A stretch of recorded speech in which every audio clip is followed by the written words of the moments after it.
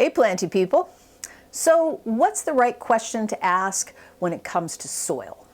Well, here we are once again talking about creating a plant's natural habitat in your home. Did you know that there are soil mixes that don't contain any peat? There are, and I'll tell you all about it. Certain plants like Aroids and Orchids like a chunky soil and won't do well in a fine soil mix. Why? Because their natural habitats are either at the base of or growing directly on trees. Aroids climb trees in their natural habitat. The soil at the base of trees is generally very barky and the roots get a lot of aeration. That's what philodendrons, monsteras, and other aroids need. So if you see aerial roots, ask, does this need chunky soil? Cacti and succulents grow in sandy soil, which drains very quickly.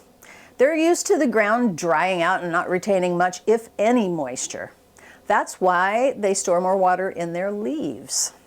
So they need a cactus mix, or you can add sand and perlite to a regular potting mix. Certain tropicals like palms and citrus also like sandy soil since that's where they grow.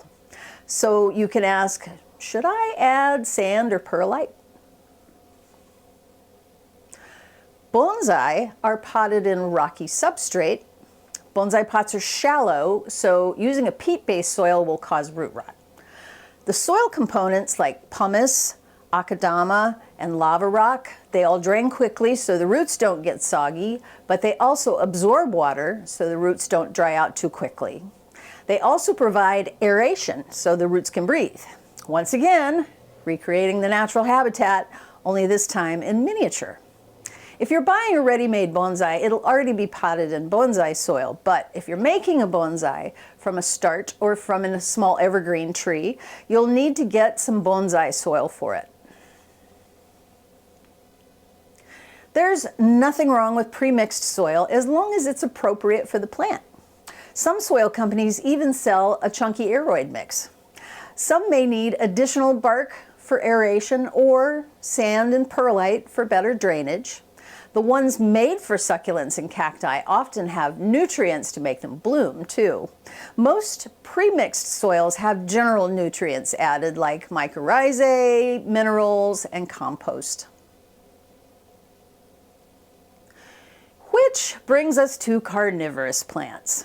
Most carnivores grow in bogs in their natural habitat, so they're basically growing in soggy, poor soil that has been depleted of nutrients. They get their nutrients from the insects that they eat rather than from the soil, so you pot carnivores in either consistently wet peat, make sure there are no nutrients in it, re-wetting agents are fine, or simply wet sphagnum moss. If you want to get ambitious, you can mix your own soil. You can buy peat, perlite, vermiculite, pumice, sand, bark, and charcoal separately. Just be careful with charcoal and wash your hands after, otherwise you might end up looking like a chimney sweep. Hello, Governor! Since the pandemic, when everyone and their brother bought plants, peat has been in shorter supply. Peat bogs are an important part of our ecosystem and provide habitats for many birds, amphibians, and insects. So a lot of plant enthusiasts have been opting for peat-free eco-soil mixes.